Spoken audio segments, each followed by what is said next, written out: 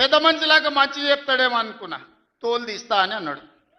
తోలు తీస్తాడంటేనే ఇక నేను చెప్పదలుచుకున్నా, అయ్యేగా నా సంగతి వదులు కానీ మా సర్పంచులు వచ్చిండ్రు, రా ఏ తోలు తీస్తావరా, నీ తోలు తీసుడు కాదు నిన్ను చీరి చింత కట్టి చింతమడకల ఏలాడేసి కొడతారో లేదో మా సర్పంచులు, రా కొడంగల్కి వస్తావా లేకపోతే మమ్మల్ని చింతమడకకు రమ్మంటావా, మా సర్పంచులను తోలుతా.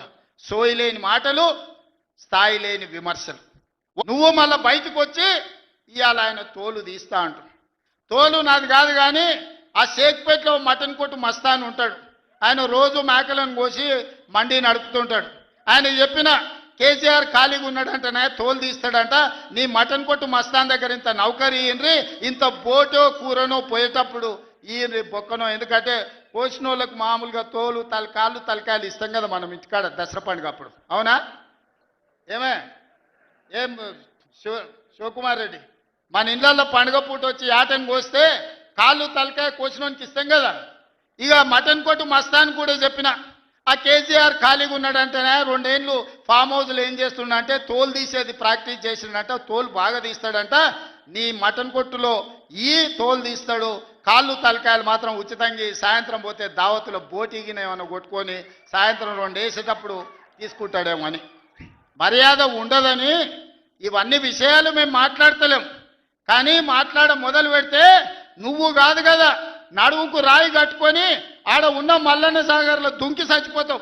మల్లన్న సాగర్ కాకపోతే రంగనాయ సాగర్లో మెడకు తాడేసుకొని ఊరేసుకొని చచ్చిపోతావు. చంద్రశేఖర్ రావు గారు, నన్ను గెలకకు, నేను అన్నీ చూసిన.